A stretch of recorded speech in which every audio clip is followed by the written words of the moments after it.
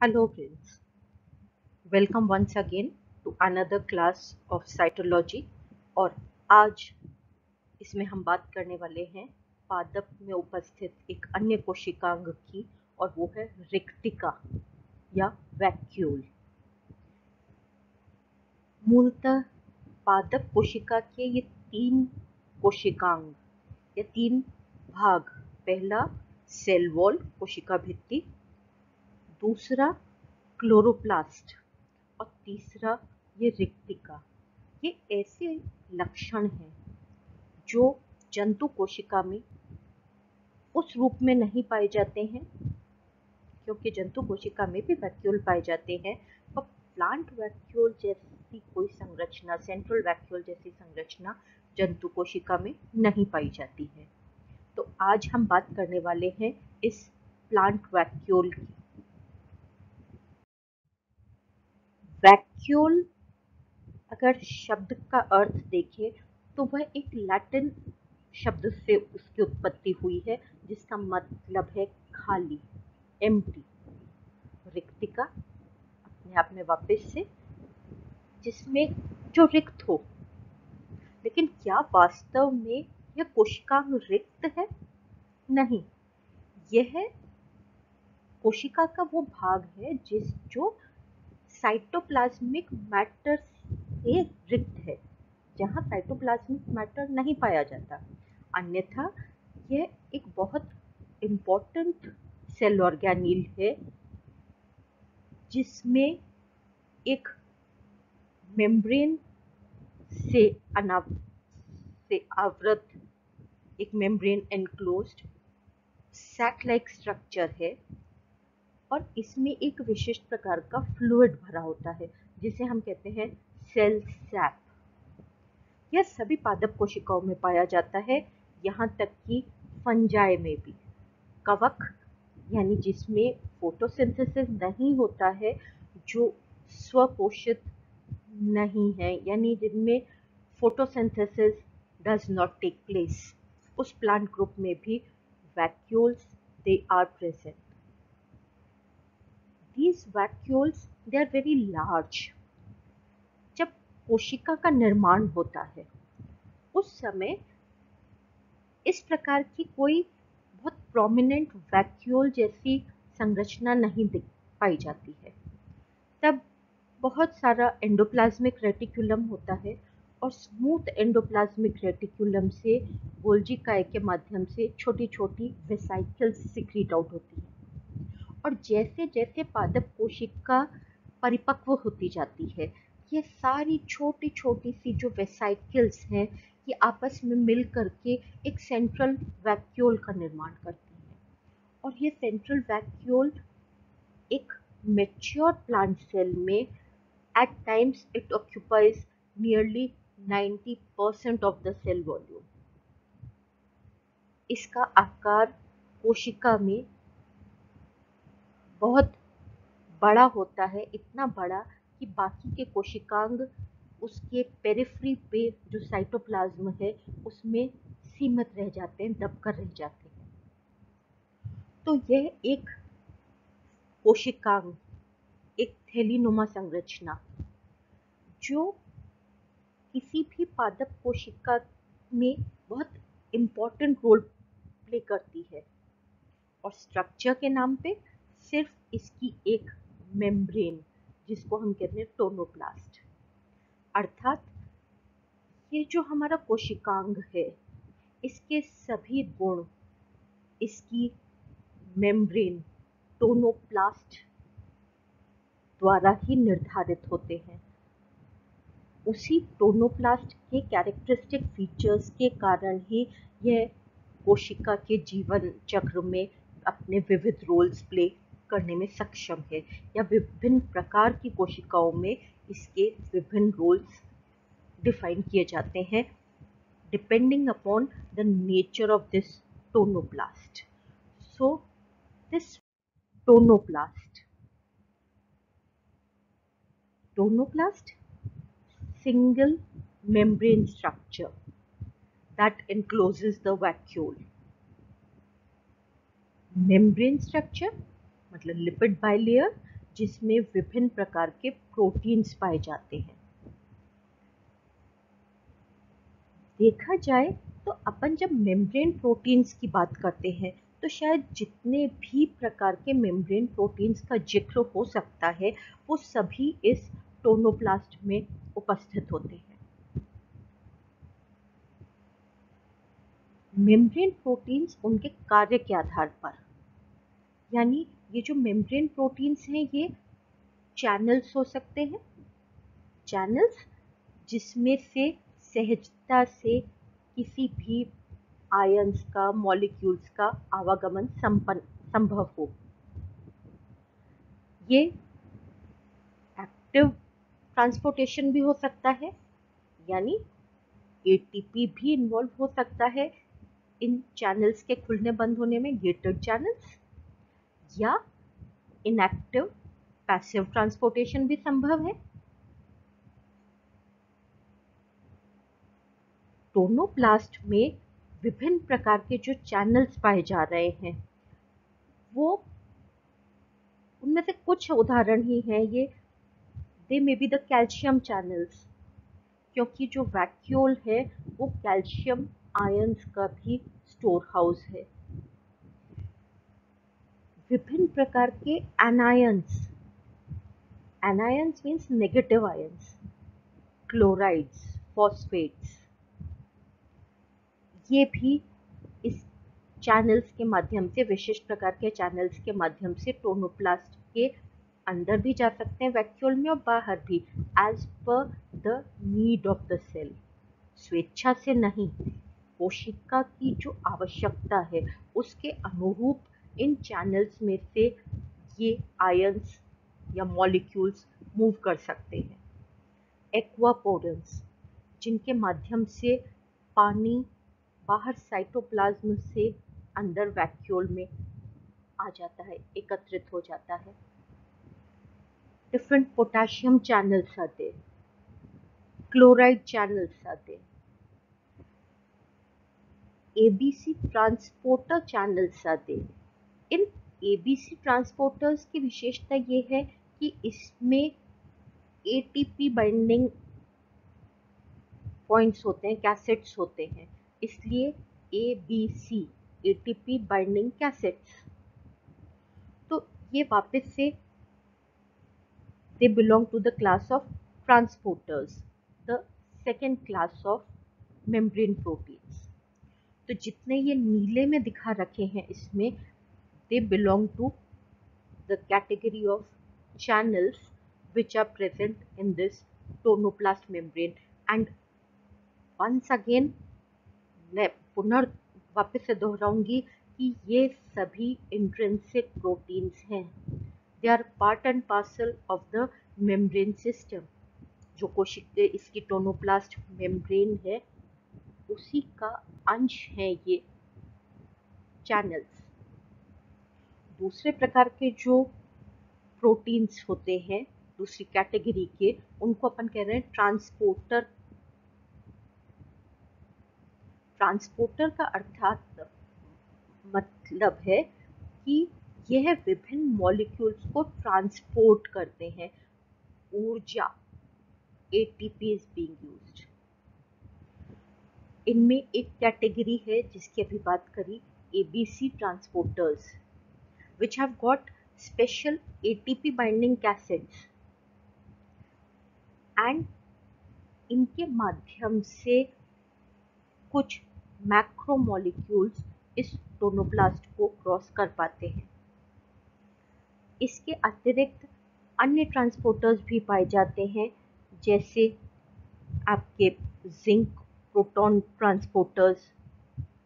यहाँ पे they are एंटीपोर्टर्स। एंटीपोर्टर का मतलब है कि अगर प्रोटॉन बाहर निकल रहा है तो उसके पॉजिटिव चार्ज को बैलेंस करने के लिए कोई पॉजिटिव चार्ज मॉलिक्यूल ही अंदर आएगा। इस केस में जिंक प्रोटॉन एंटीपोर्टर्स में ये जो आयंस हैं they are the zinc ions, so that ultimately जो इलेक्ट्रिक ग्रेडियंट है टोनोप्लास्ट का या वैक्यूल का वो न्यूट्रल रहे, जितने पॉजिटिव चार्ज जा रहे हैं या तो उतने ही पॉजिटिव चार्ज आ जाएं, या जितने पॉजिटिव चार्ज जा रहे हैं उतने ही नेगेटिव चार्ज चले जाएं, जिसको अपन कहेंगे को ट्रांसपोर्ट। यहाँ पे प्रोटॉन्स आए और nitrate, so these are the nitrate transporters। Protons बाहर निकल रहे हैं और इससे जो ऊर्जा उत्पन्न हो रही है उससे नाइट्रेट्स अंदर पंप हो रहा है। Proton magnesium exchangers, sodium potassium sodium proton exchangers, calcium proton exchangers, या कैल्शियम एटीपीएस, यानी एटीपी की सहायता से कैल्शियम की पंपिंग हो रही है। देखिए, जहाँ पर भी प्रोटॉन एक्सचेंजर है वहाँ पे ये जो पॉजिटिव प्रोटॉन आयंस हैं, they act as the energy currency. इनके बाहर निकलने से उत्पन्न ऊर्जा, because of the potential gradient that is being generated, that is being used बाकी के आयंस को वैक्यूल के अंदर ट्रांसपोर्ट करने में। तो इस प्रकार से टोनोप्लास्ट में विभिन्न प्रकार के ट्रांसपोर्टर्स भी उपस्थित होते हैं। इसके अलावा विभिन्न प्रकार के पंप। जब मैं पंप की बात कर रही हूँ का मतलब है energy is being utilized against the concentration gradient. अगर अपनी उच्च सांद्रता से निम्न सांद्रता की तरफ कोई आयंस गति करें तो वह डिफ्यूजन है, किंतु यदि अपनी निम्न सांद्रता से उच्च सांद्रता की तरफ जाएं तो energy is required, they are to be pumped. जैसे मोटर से पानी को पंप किया जाता है, तो यहाँ पे विशिष्ट प्रकार के वैक्यूल एटीपीएस पंप्स पाए जाते हैं। इन पंप्स को ऊर्जा प्रदान करता है एटीपी मॉलिक्यूल, या वैक्यूल पायरोफॉस्फेटेज पंप्स पाए जाते हैं। यहाँ पे ऊर्जा प्रदान कर रहा है इनऑर्गेनिक पायरोफॉस्फेट, और इस ऊर्जा की सहायता से ये जो आपके आयंस हैं ये टोनोप्लास्ट के माध्यम से आवागमन करते हैं साइटोप्लाज्म और सेल सैप के मध्य। तो अब हम जितने भी इस वैक्यूल के फंक्शंस पढ़ेंगे वो सब सिर्फ इसलिए संभव है क्योंकि इसकी tonoplast is highly selective for its permeability. ये किन परिस्थितियों में किन मॉलिक्यूल्स को, किन आयंस को अपने माध्यम से आवागमन करने दे रही है, यह निर्भर कर रहा है इसमें उपस्थित इन सभी इंटीग्रल प्रोटीन्स के माध्यम से। और इसी कारण जो सेल वैक्यूल है, it is one of the very essential organelle of a plant cell। एक चीज और सोचने की है, जंतु का जो सिस्टम है that is in the animal system, excretory system भी उपस्थित होता है। जितना वेस्ट प्रोडक्ट है दैट इज एक्सक्रीटेड आउट, उनका उत्सर्जन हो जाता है, उत्सर्जन तंत्र पाया जाता है जंतु जगत में। लेकिन पादप जगत में एक्सक्रीटरी सिस्टम जैसी कोई तंत्र नहीं पाया जाता है।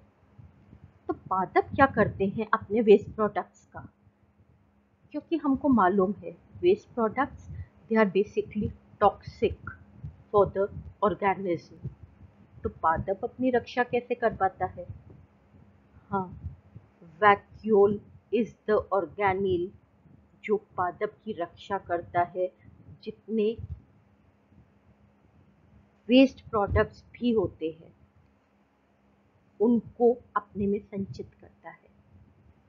वेस्ट प्रोडक्ट्स दो तरह के हो सकते हैं, एक जो काम ही नहीं आएंगे तो वह इसी में संचित रहेंगे जब तक वो कोशिका जीवित है, और दूसरे वे पदार्थ जो अभी काम नहीं आ रहे हैं, तो जब तक उनका उपयोग नहीं हो रहा है, जब तक उनकी कोशिका को आवश्यकता नहीं है, तब तक वो इसमें स्टोर्ड रहेंगे वैक्यूल्स में। और यह सब संभव है because of the chemical nature of this tonoplast, जिसमें विशिष्ट प्रकार के प्रोटीन्स पाए जाते हैं, और जो इसके लिपिड्स हैं they are phosphatidyl cholines, then phosphatidyl ethanolamine या glycolipids, various type of lipids. These are the major type of lipids that are present. तो अगर हम केमिकल रूप से बात करें तो इस टोनोप्लास्ट में लगभग 40% लिपिड्स होते हैं और शेष 60% बाय इसका भाग प्रोटीन्स द्वारा निर्मित होता है।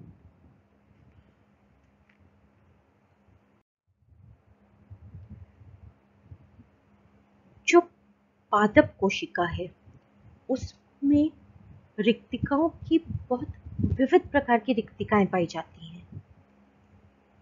किस प्रकार की है, उनका क्या आकार है, विभिन्न कोशिकाओं में depending on the age of the cell, the metabolic activities of the cell, the function of the cell, उनकी जो आकार है उसमें वृद्धि होती रहती है या वो छोटे होते रहते हैं। फिर उनमें क्या उपस्थित है उसके सेल सैप में, उसके आधार पर भी विविधता पाई जाती है और वह क्या कार्य कर रहे हैं यह भी, मतलब वह विविध प्रकार के कार्य करने में सक्षम है। और एक ही कोशिका में विभिन्न प्रकार की रिक्तिकाएं उपस्थित हो सकती हैं। मुख्यतः देखा जाए तो जो रिक्तिका है वो दो प्रकार की हो सकती है। एक होती है लाइटिक वैक्यूल्स। लाइटिक वैक्यूल्स का मतलब है जिनमें विभिन्न प्रकार के हाइड्रोलिटिक एंजाइम्स उपस्थित हैं, जिनमें कोशिका का जो वेस्ट प्रोडक्ट है वो लाया जाता है और यहाँ पे it is broken down into simple smaller molecules जो उसमें संचित रहते हैं या स्टोर्ड रहते हैं। और यह कार्य विभिन्न हाइड्रोलिटिक एंजाइम्स के द्वारा होता है।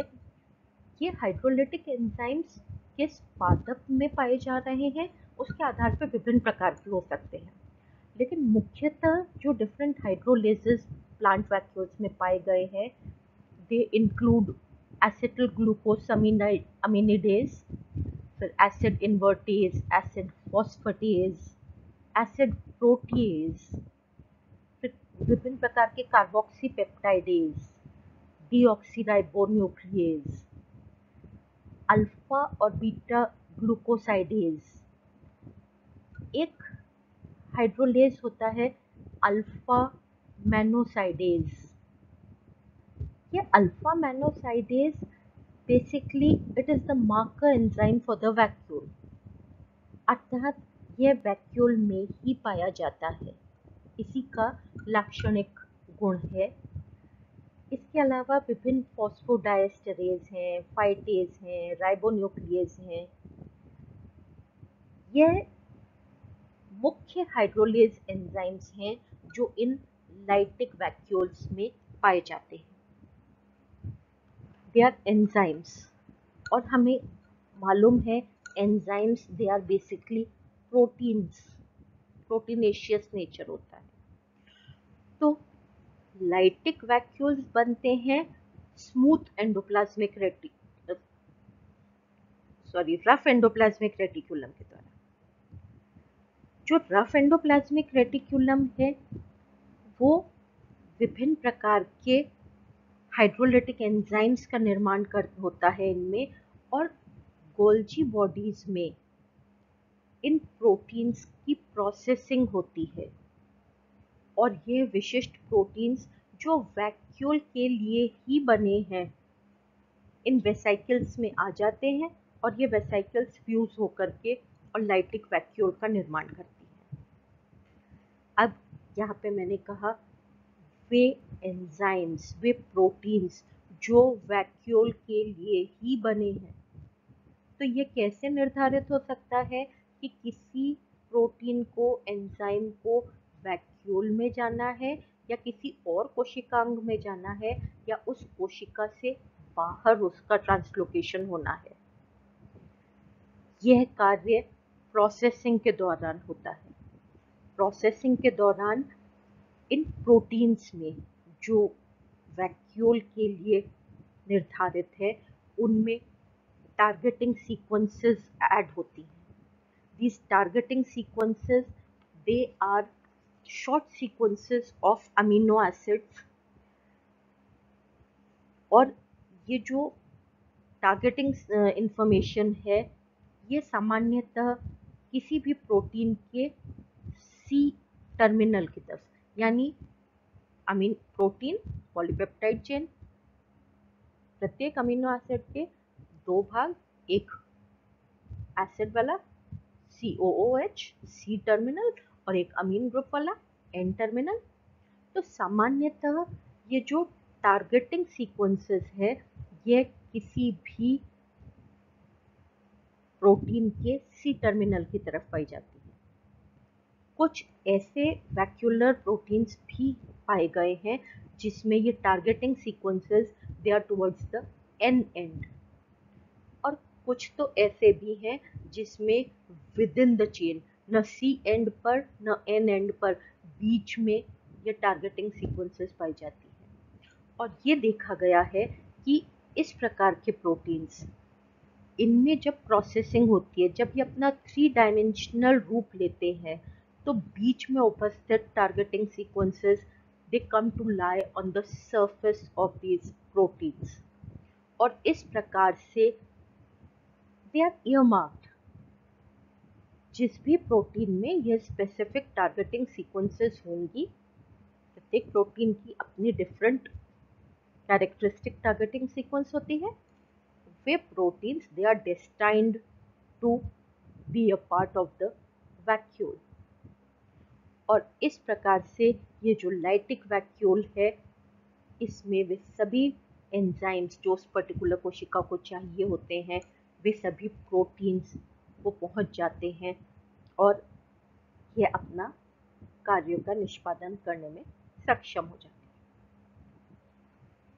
एक दूसरा रोल है या एक दूसरे प्रकार का प्रोटीन पाए जाते हैं वैक्यूल्स पाए जाते हैं जिनको हम कहते हैं स्टोरेज वैक्यूल्स। स्टोरेज वैक्यूल्स मतलब ऐसे वैक्यूल्स जिसमें संचयन होता है, स्टोरेज होता है विभिन्न पदार्थों का। ये पदार्थ एक्सक्रीटरी पदार्थ भी हो सकते हैं, different types of secondary metabolites. अब पादपों में सेकेंडरी मेटाबोलाइट्स के फिर 2 फंक्शन हो सकते हैं, या तो अपनी तरफ किसी पॉलिनेटर को अट्रैक्ट करना जो उसके जीवन यापन में सहायक है, या जो उसको बायोटिक स्ट्रेस उत्पन्न करते हैं उनको डेटर करना, उनको दूर रखना। जैसे कोई हर्बीवोर्स कुछ विशिष्ट पौधों को नहीं खाते हैं, कारण उनमें उपस्थित सेकेंडरी मेटाबोलाइट्स, और ये सेकेंडरी मेटाबोलाइट्स सामान्यतः वैक्यूल्स में ही संचित रहते हैं, जैसे ओपियम में, जैसे हमारे लहसुन में। तो different pigments, they may be stored in these storage vacuoles. Different type of secondary metabolites, they may be stored, या different proteins वो भी स्टोर हो सकते हैं हमारे इन स्टोरेज वैक्यूल्स में।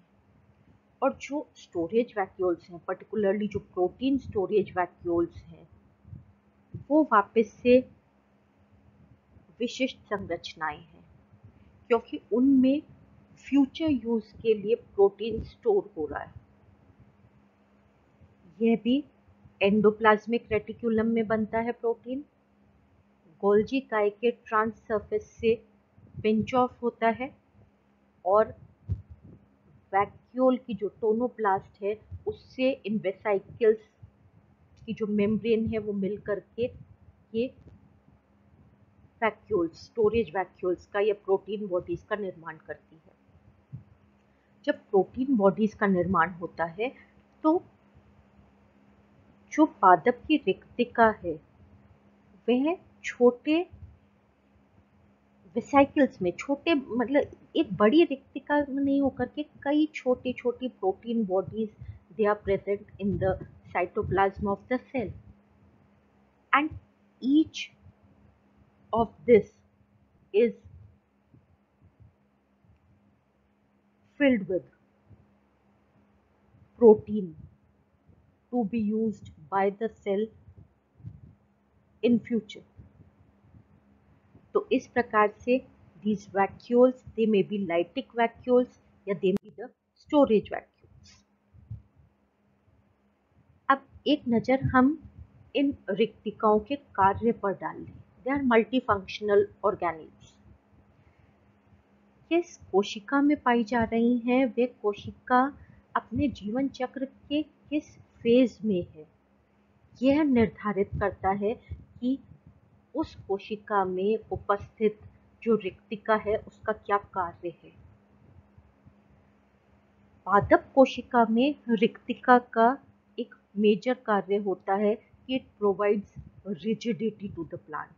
जब हम कहते हैं पौधा मुरझा गया, मुरझा गया मतलब उसका सेल सैप में उपस्थित वाटर कंटेंट कम हो गया, जिसके कारण जो कोशिकाएं हैं उनमें वो स्फीत नहीं है, स्फीत अवस्था में वे नहीं है, और they are not turgid any मोर।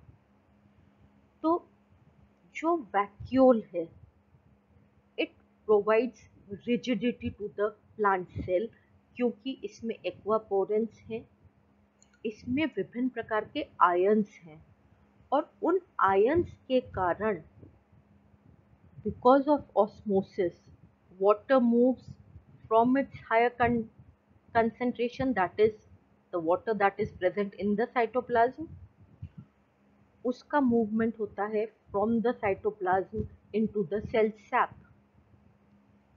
और यह टर्जिडिटी प्रदान करती है कोशिका को सेल वॉल के साथ मिलकर। ये जो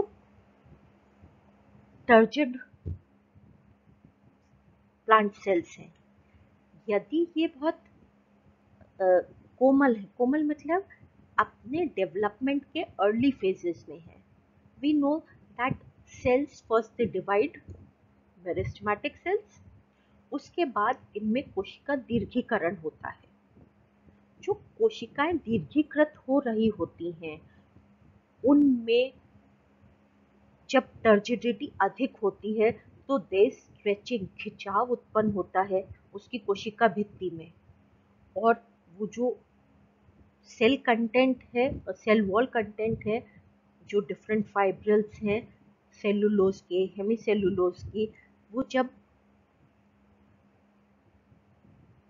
तनी होती है उस समय उनके बीच में नए फाइब्रिल्स आके जुड़ जाते हैं, और इस प्रकार से it helps in the elongation of the particular cell. तो एक बढ़ती हुई कोशिका में बिकॉज ऑफ द टर्जिडिटी, जो ऑस्मोटिक प्रेशर के कारण, सेल सैप के ऑस्मोटिक पोटेंशियल के कारण उत्पन्न होती है, उस टर्जिडिटी के कारण बढ़ती हुई कोशिका में इलोंगेशन होता है, वृद्धि होती है, और एक मैच्योर सेल अपने आप को टर्जिड रखता है, एक क्योंकि पादप में वापस से कोई स्केलेटन सिस्टम नहीं पाया जाता।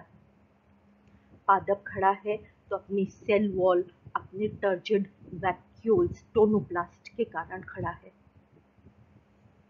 और साथ में इसमें बाकी टिश्यू सिस्टम भी हैं। स्क्लेरेन्काइमा है, the tracheary elements are there, but for individual cells, turgidity provided by the vacuoles play an important role. दूसरा इसका मुख्य फंक्शन है कि it store different type of chemicals. ये केमिकल्स पोषण से भी रिलेटेड हो सकते हैं, दे मे बी न्यूट्रिएंट्स, या ये नॉन न्यूट्रिएंट्स भी हो सकते हैं। न्यूट्रिएंट्स का मतलब है प्रोटीन्स, कार्बोहाइड्रेट्स, जो इन रिक्तिकाओं में संचित किए जाते हैं, स्पेशली जो सीड्स हैं जिसमें protein it acts as the storage molecules, उनमें प्रोटीन बॉडीज पाई जाती हैं। और ये protein bodies they are basically vacuoles. इसके अतिरिक्त विभिन्न नॉन न्यूट्रिएंट केमिकल्स, जिसमें विभिन्न प्रकार के आयन्स हो सकते हैं या मेटाबोलाइट्स हो सकते हैं, वे आयन्स जो for the time being they are not required in the cytoplasm. For example, calcium ions vacuoles में इकट्ठे रहते हैं, जब आवश्यकता हो तो बाहर आ जाते हैं। विभिन्न प्रकार के आपके ऑक्सिलेट्स, ऑर्गेनिक एसिड्स, जो यदि साइटोप्लाज्म में होंगे तो उसके पीएच को डिस्टर्ब करेंगे। Vacuole is highly acidic, nearly 5 pH होता है, और कुछ पौधों में जैसे ऑक्सैलिस वगैरह में तो इसकी pH is as low as 2 और 3। तो यह विभिन्न प्रकार के आयन्स को अपने में स्टोर्ड रखता है, जिससे जो बाहर का साइटोप्लाज्म है इट रिमेन्स सेफ।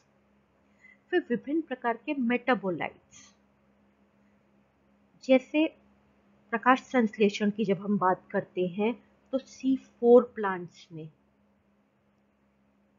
जब प्राइमरी फिक्सेशन होता है phosphoenol pyruvate PP carboxylase enzyme द्वारा, उस फॉस्फोइनोल पाइरुवेट कार्बोक्सिलेज एंजाइम द्वारा निर्मित जो ऑर्गेनिक एसिड्स हैं, C4 एसिड्स हैं, मैलेट्स, ऑक्सिलेट्स, वे यदि साइटोप्लाज्म में रहेंगे तो they may be harmful, so they are carried over to the bundle sheath cells, और यदि अधिक बन जाए, उनको संचित करने की आवश्यकता हो, तो उनका संचय किया जाता है वैक्यूल्स में, और यह प्रोमिनेंटली देखा जाता है इन द कैम प्लांट्स, क्योंकि कैम प्लांट्स कार्सुलेसियन एसिड मेटाबॉलिज्म जिसमें होता है, उनमें रात के समय प्राइमरी फिक्सेशन हो रहा है, उस समय विभिन्न ऑर्गेनिक एसिड्स बन रहे हैं, और दिन के समय जब वो स्टोमेटा बंद हैं तो यह ऑर्गेनिक एसिड्स पुनः वैक्यूल में से साइटोप्लाज्म में आकर के कार्बन डाइऑक्साइड रिलीज करते हैं, और रूबिस्को के द्वारा इन कार्बन डाइऑक्साइड का रिडक्शन होता है। तो in this way the carbon dioxide that is fixed in the form of organic acids during the night hours, वो सुरक्षित बिना साइटोप्लाज्म की पीएच को प्रभावित किए सेल सैप में संचित रहती है। इसके अलावा विभिन्न पिगमेंट्स, जैसे आपका एंथोसाइनिन, जो फ्लावर की पेटल्स का कलर है, वी से it is water soluble pigments. Water soluble because it is stored in the cell sap, or we know it plays an important role in pollination. इसके अलावा जो बैलेंस की situation है, balance of various ions in the cytoplasm, वो भी इसलिए maintain हो पाता है क्योंकि excess of all the ions they may be stored within the vacuole which acts as the reservoir, अपने में इकट्ठा रखता है और जब कोशिका को आवश्यकता होती है तो उसको दे देता है। इसके अलावा विभिन्न सेकेंडरी मेटाबोलाइट्स जो किसी भी बायोटिक फैक्टर से जो स्ट्रेस उत्पन्न होता है, अर्थात जो शाकाहारी जीव हैं उनसे रक्षा प्रदान करना, डिफरेंट पैरासाइट्स वो पौधे को अधिक नुकसान न करें, तो उसके लिए विशिष्ट प्रकार के टॉक्सिक पदार्थ बनते हैं और ये टॉक्सिक पदार्थ संचित रहते हैं इन द वैक्यूल्स। जितना अपना जब बायोटिक स्ट्रेस की बात कर रहे हैं तो अपन बात करते हैं hyper sensitivity response, HR, SAR, इन सब में भी वैक्यूल्स की महती भूमिका है। और बीजों में जहाँ फ्यूचर जनरेशन्स के लिए हम भोज्य पदार्थ संचित करते हैं, वहाँ पे यदि यह भोज्य पदार्थ प्रोटीन के रूप में उपस्थित है तो भी इन वैक्यूल्स में, इन प्रोटीन बॉडीज में स्टोर्ड होता है। ऑल्दो जो स्टार्च है, जब दैट इज इनसॉल्युबल कार्बोहाइड्रेट,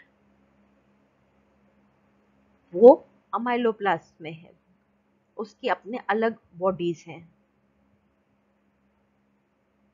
बाकी यदि ये कार्बोहाइड्रेट सॉल्युबल रूप में है तो यह भी वैक्यूल में संचित हो सकता है। और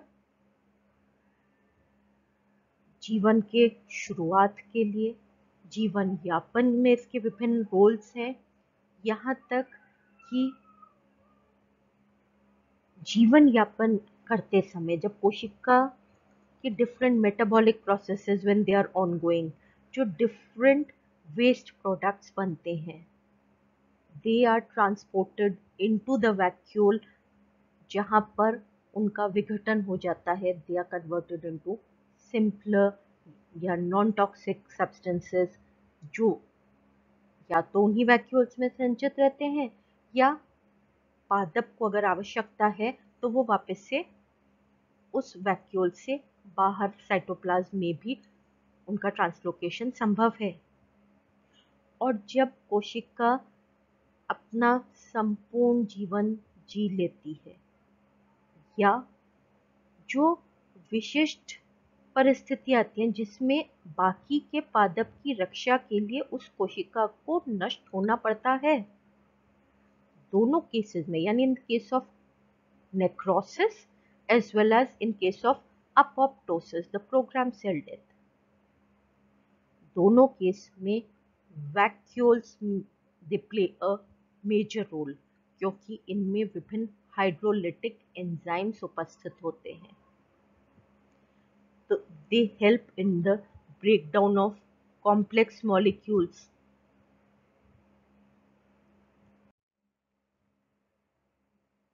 अगर हम वैक्यूल्स की अपोप्टोसिस में रोल की बात करें तो यह दो प्रकार से होता है।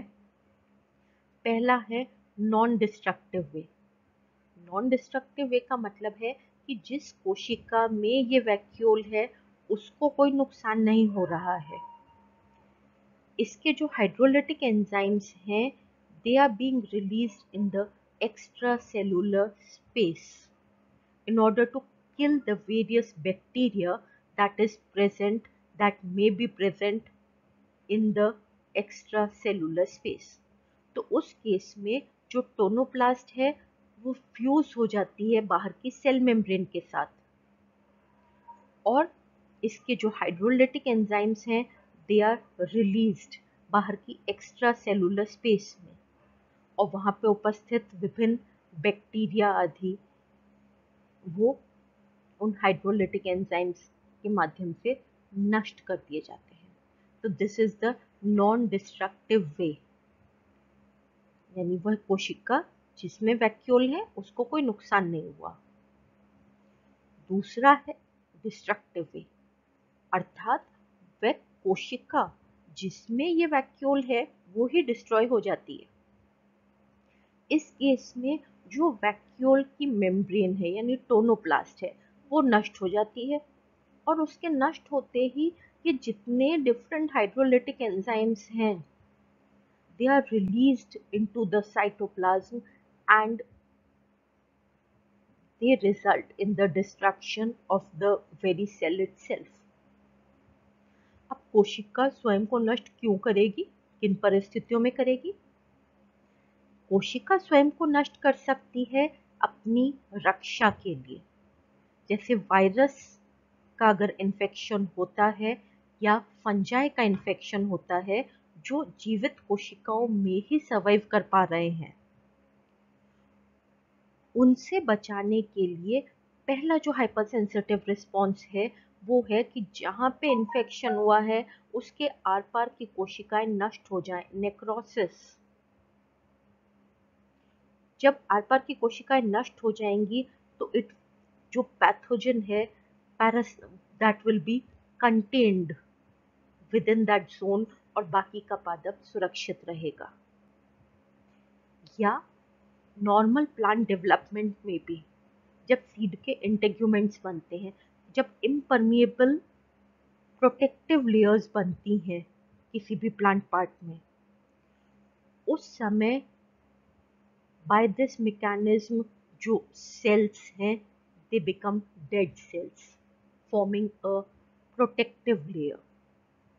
या जब ट्रैकरी एलिमेंट्स का डेवलपमेंट होता है दे आर डेड सेल्स, तो उस केस में भी वैक्यूल्स की जो मेम्ब्रेन है टोनोप्लास्ट वो नष्ट हो जाती हैं एंड अपोप्टोसिस या program cell death takes place. तो इस प्रकार से हमने देखा कि यह एक सिंपल सा दिखने वाली थैलीनुमा संरचना जिसमें हाईली एसिडिक सेल सैप भरा होता है टोनोप्लास्ट द्वारा रक्षित होती है। It is enclosed by this tonoplast, और टोनोप्लास्ट में उपस्थित विभिन्न प्रकार के प्रोटीन्स के माध्यम से यह कितने विविध प्रकार के फंक्शंस या रोल प्ले करती है किसी भी कोशिका के जीवन में। Thank you for patience listening. Thanks.